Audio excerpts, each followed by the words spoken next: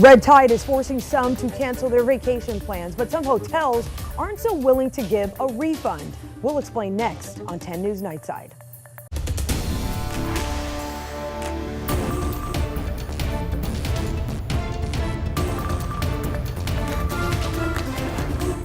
Michael Draca's lead defense attorney may be in trouble with the Florida bar, but will it affect her ability to work on this case?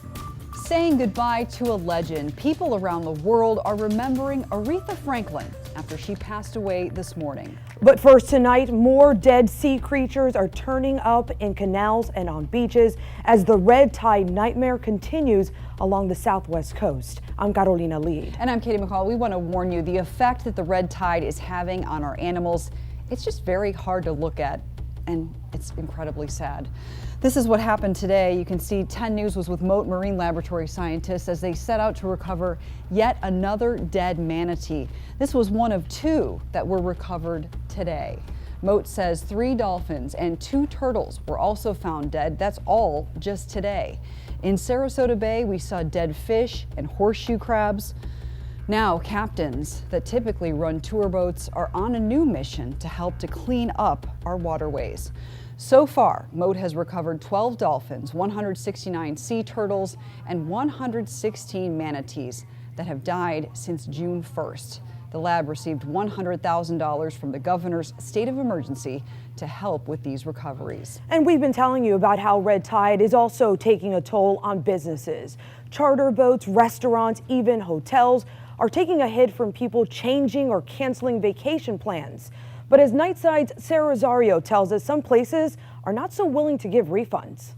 For most, a summer vacation in Florida is a good time.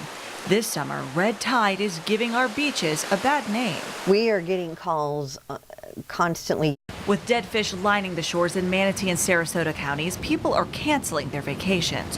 Hotels there have no problems giving refunds. But in Pinellas, where beaches like Clearwater are still pristine, hotels are more reluctant to do the same. They just ask, and usually they have booked already. I just want to make sure they're okay to come. But the guy that called yesterday was coming in tomorrow, and I did tell him that there may be a cancellation fee. I can't guarantee that there won't. People who can't get their money back are calling the Better Business Bureau to complain, saying these hotels and vacation rentals are not disclosing red tide issues. That's the policy, and everything is on the internet. But according to Florida law, hotels and vacation rentals aren't required to give you your money back if it violates the cancellation policy. And if they're not obligated to refund the customer, that's not something we would hold them accountable to. All it takes is a quick look online, and what you'll find is that most hotels have a 24 to 72-hour cancellation policy. The BBB says best advice is to read the terms and conditions before you book. And while you may not be able to get your money back, you may have better luck if you try saving your reservation for another time. Well, Kathy Terrell tells customers there's no red tide here. She says she's willing to work with them. We just have to give them their money back. It's going to, hurt tourism. Hoping they come to visit in the future. We want our guests to come back. Sarah Rosario, 10 News. Booking through a third party could make canceling your reservation more challenging. In those cases, you may want to consider travel insurance. You can also check to see if you have protections through your credit card company. The Florida bar says it is investigating an attorney representing Michael Draca. He's the man accused of shooting and killing Marquise McLaughlin outside a Clearwater convenience store. The bar is looking into whether Lisa Clifton broke any rules when she approached Draca about representing him. Attorney Todd Foster knows the 2 lawyers who Clifton recently added to the legal team. Foster explained what exactly the bar is investigating. Attorney Todd Foster says the Florida bar will look at 2 different rules to determine if Lisa Clifton acted unethically. One rule is solicitation for financial gain. If you're a lawyer, it's improper to go to a jail to ask a client to hire you. But there are exceptions. Let's say I'm in jail and I don't have a lawyer. Right. Could you come in and say, Katie, I would like to be your lawyer, or you might want to consider me to represent you? I could come in and ask you whether I could be your lawyer if we had a pre-existing legal relationship. So if I knew you from having handled a landlord-tenant, for example, or if a family member, you were a family member, some sort of relative, or if somebody else asked me on your behalf, Todd, would you please go to the jail and see Katie because I've spoken to her and she wants to meet you. We don't know if Lisa Clifton knew Michael Draka before she showed up at the jail, but Foster says even that wouldn't matter if she were offering legal services for free. If the motive for soliciting the client was not to make money or was just to provide free legal services, that's a different circumstance entirely. Here's what Lisa Clifton said when asked if she would be paid. As of now, we're doing it pro bono. However, there are works in us getting paid in some form, a minute amount of money. The biggest potential problem Foster says Clifton could have is that Michael Draka was already represented by the public defender when Clifton showed up. Making contact with someone who already has an attorney is a big no-no. If I represented you for something and another lawyer came in and said, hey, Katie, I know Todd's your lawyer, but consider hiring me, that's a problem. Ultimately, Foster says none of these issues, if found to be valid, would typically result in a lawyer losing his or her license. He says there could be a sanction or a suspension. As far as Clifton remaining on Draka's legal team is concerned, Foster says that decision is up to the defendant. We have an update on a news alert we told you about last night. Pasco County deputies arrested Anthony Blunt for last night's shooting at the Ridgestone apartment in Hudson. Deputies say Blunt and 2 other men were involved in a suspected drug deal when the shooting happened. One of the men was killed. A woman driving the car they were in was also shot. Blunt is now facing murder and attempted murder charges. Another small step forward in the Sun Pass saga after months of 10 Investigates asking questions.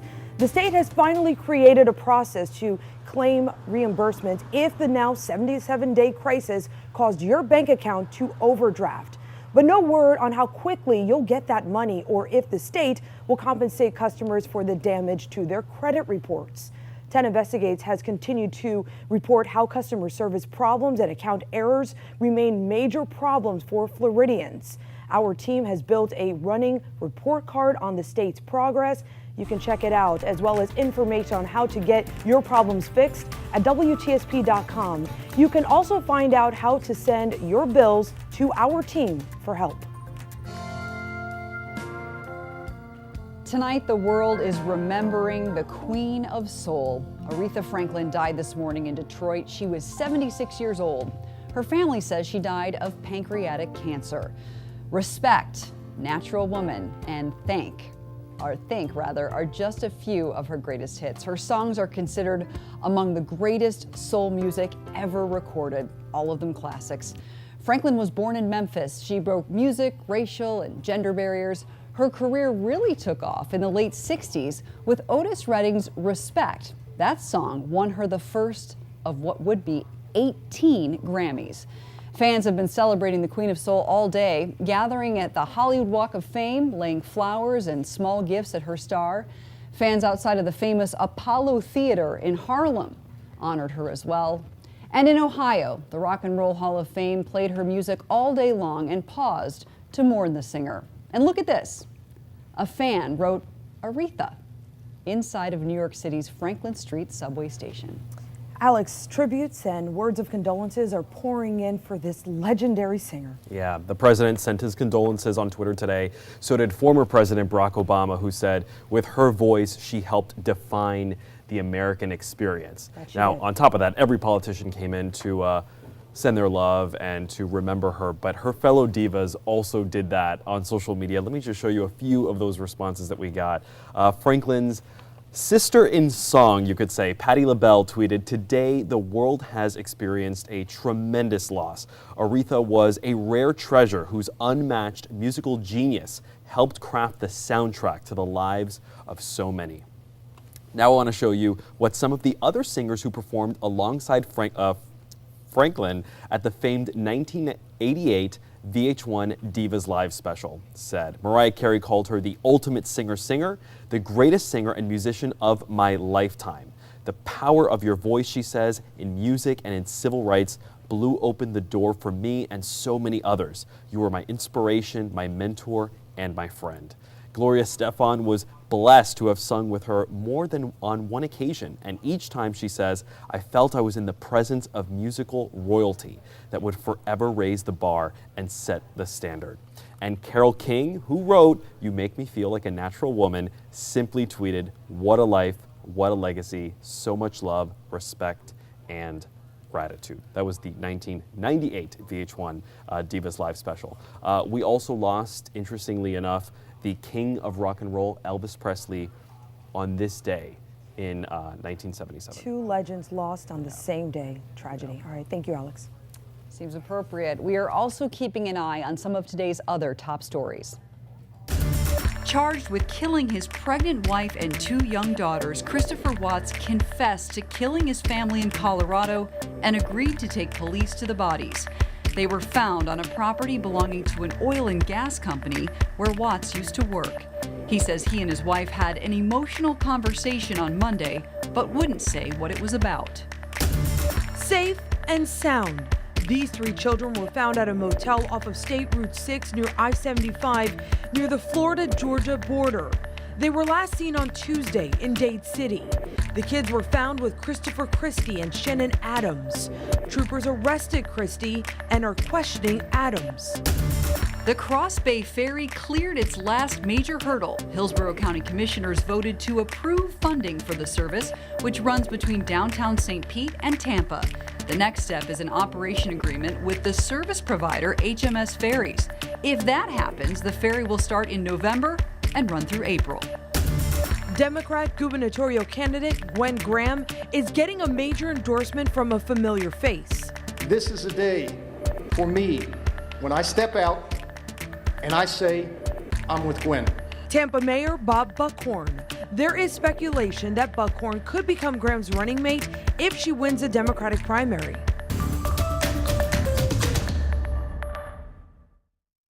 This is your eye-opener. This is your morning. CBS This Morning.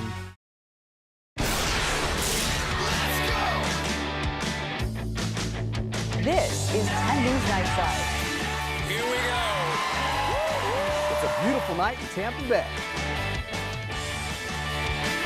Everything you need's right here. Only on 10.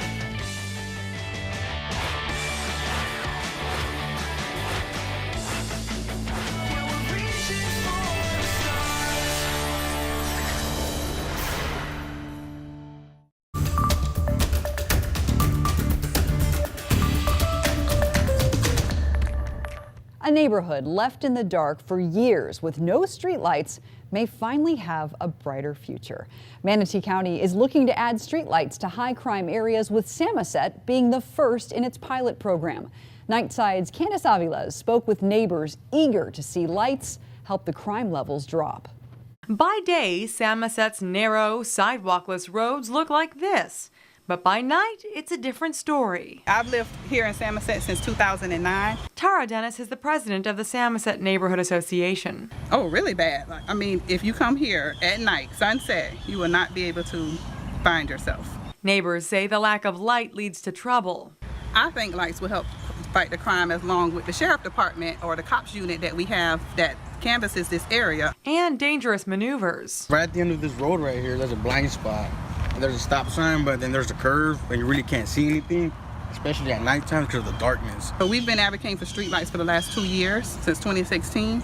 The first part of the process was go out and get petitions signed door to door from the homeowner. But in Samoset and other areas, you know, it's a lot of renters, so that was kind of a hard task, but we got a certain percentage. Manatee County is willing to make exceptions to some of its policies, requiring 67% approval rate from a neighborhood to implement a change. They're also working on lowering what the cost would be to property owners. We just want the same thing as other neighboring neighborhoods. Lights, safety for our kids, sidewalks. I mean, those are basic infrastructure needs that I think that us, along with other neighborhoods, should have. Dennis says many neighbors are eager for the county to follow through with the program to help improve safety for all. I hope that they will come in by the end of the year. I mean, it's already been 2 years, so how much longer do we have to wait? Candace Aviles, 10 News. The Manatee County Board still needs to approve the project. If and when that happens, we will update you with how soon those light poles will be installed. All right, guys. Topped out about 89 degrees today, which is actually saying something because most areas were in the low 90s. Officially, Tampa was at 89, 72 late last night or last evening when we had some rain. 90 and 76 are still the averages. Same thing all the way through the month of August. So we've had some lingering showers and some pretty good thunderstorms through the evening. Just about all of it now has come back towards the coast. So if you're watching for Pinellas County, even South Tampa, we've got a little bit of a shower. It's going to skirt right over McDill more than anything else.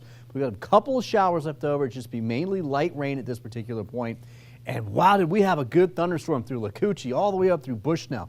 Brooksville, it was loud out there. Floral City as well, too. We were on Facebook tonight, and some folks from Floral City were talking about it. Still some thunder in the area right there. That's weakening as it moves into Citrus County, or more into Citrus County towards Hernando. Pasco looking pretty good right now with just light rain. You can see the western part of the county of Pasco is not seeing a whole lot at this particular point. May see actually some lights of lightning just offshore. It'd be kind of cool to take some pictures, but even that is weakening as it moves further away. Manatee County, just a few light showers left over. Downtown Sarasota, yeah, we've got some light rain right now. That'll continue to drift offshore and only a few sprinkles left over. Same thing for Polk County. So just about everybody's quieting down. Quite a few clouds developed, of course, but they will be thinning out. Look at some of these rainfall totals. Almost 4 inches of rainfall in eastern Hernando County with that thunderstorm earlier. The Trinity area, there were spots, especially on the eastern side towards Heritage Springs, all just about an inch or maybe an inch and a quarter in some places. We measured about an inch and a quarter on the radar. You can see we've got those clouds that have really covered most of the area now, but again, they'll thin out and things will slowly dry out overnight tonight. 80 degrees right now in St. Pete. Winds out of the northwest at 6 miles per hour. That will turn around to the southeast, and that has been bringing these storms from inland locations back towards the coast. Same setup for tomorrow. Temperatures actually may rise a degree or two, but generally be in the mid to upper 70s for the bus stop tomorrow. Will be dry, sunrise at 7:01. Recess looks pretty good. Small rain chance by about noon, but better rain chance 2, 3, 4 o'clock. Go about 30 to 40% again for afternoon showers and storms. So for the kids, you're probably looking at a long car line again in the afternoons. 90 to 95. We had some spots inland that were about 96 degrees today, eastern Polk County. That's where it will be the warmest, but we're going to be in the low 90s for just about everybody. Saturday, look at the rain chance, comes down to 20%, but it's 93 for a high, 30% with 92 for a high temperature on Sunday. So same pattern over the weekend, just a little bit more drier air in the upper levels, and that cuts down on our overall rain chances. Boating, southeast winds to the southwest around 10 knots, 1 to 2 foot seas. We've got the big St. Pete Open spearfishing tournament this weekend.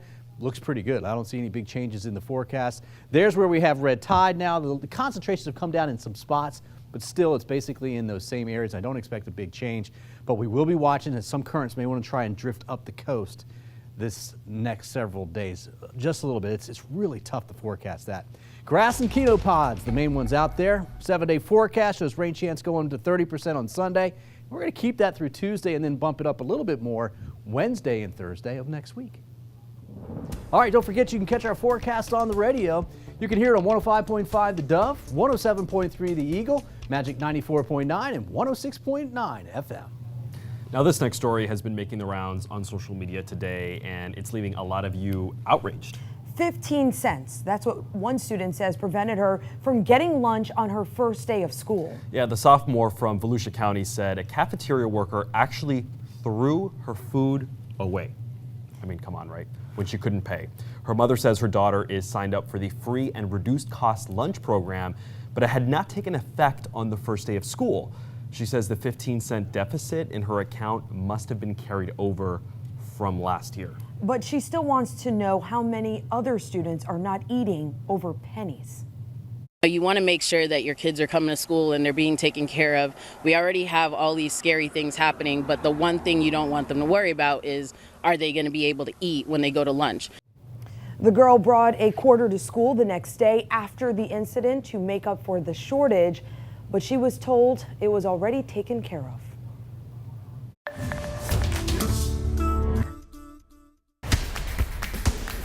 Now, from your Suncoast Hyundai dealers, this is 10 Sports.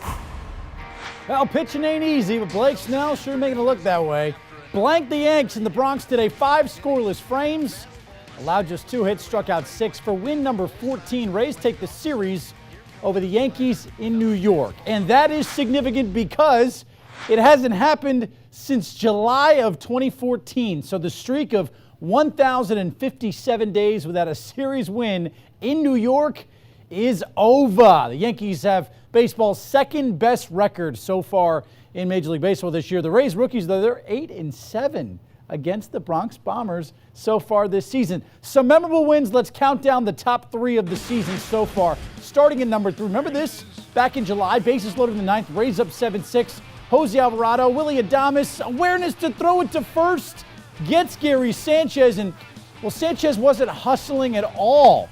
Adames heads up, secures the win for the Rays at the Trop. Second best W of the year over the Yanks. Well, it happened a few hours ago. In the 9th, Sergio Romo couldn't get an out. Kevin Cash pulls him. In comes Adam Kolarek. Bases loaded. Gets Greg Bird to pop out 1 pitch. That's 1 down. All right, now Brett Gardner's going to come up. And Kolarek goes inside. Gardner chases. That's a strikeout for Kolarek.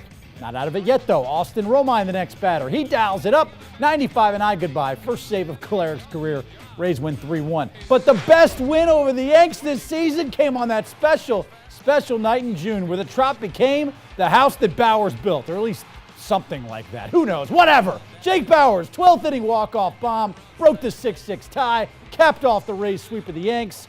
Just Bowers and Willie A., everybody just rocking it that night at the Trop. Well, 3 weeks from tonight, the games are going to count. In 21 days, the Eagles and the Falcons will kick things off for the NFL regular season. We won't see Tom Brady to open the season. I may not see Nick Foles either. More on that in a second. Super Bowl rematch in the preseason. Brady, Chris Hogan, yeah, that's for 6. 7-0 Patriots up on top. Keep an eye on this next play, though. Foles goes back to pass. He is strip sacked by Adrian Claiborne. That's going to be scooped up and taken in for 6. Jawan Bentley scoring the touchdown. But Foles is going to be the focus here. Watch on the sack again. Arm goes back awkwardly, diagnosed with a shoulder strain. Could be bad news for the Super Bowl MVP. Bucs don't hit the field until Saturday. Final joint practice in Nashville today. Nice grab by Mike Evans in coverage right there. But the Bucs receivers, they were challenged by the Titans DBs. D-Jack smothered by Adoree Jackson. He's going to tip it and get the pick. A good measuring stick for the guys today. There was a lot of good situational work, and thought our guys competed well. That was good practice, good work. Oh, it was some good work. Going against a team that doesn't know all our route combinations and know our moves and stuff like that. So it was good to see, a good indicator to see where we're at. Bucs and Titans coming up Saturday in Nash Vegas. I looked up tickets. Bobby's coming with me, a couple $100. He's going to be my camera guy. It's going to be awesome. No, actually, I'm going to be here in studio. So instead of bouncing on Broadway, I'll be breaking it down for you on Saturday. Tonight's lottery numbers are brought to you by Moss Nissan.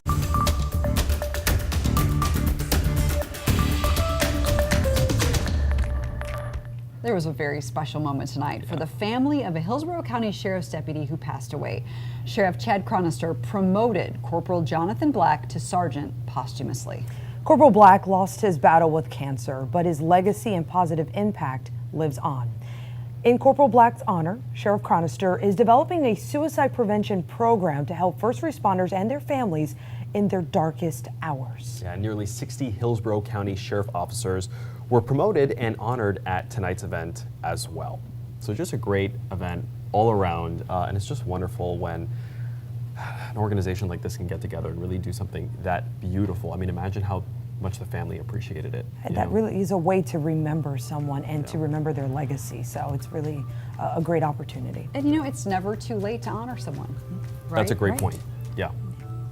On that note, have a good night, night. everyone. We'll see you tomorrow.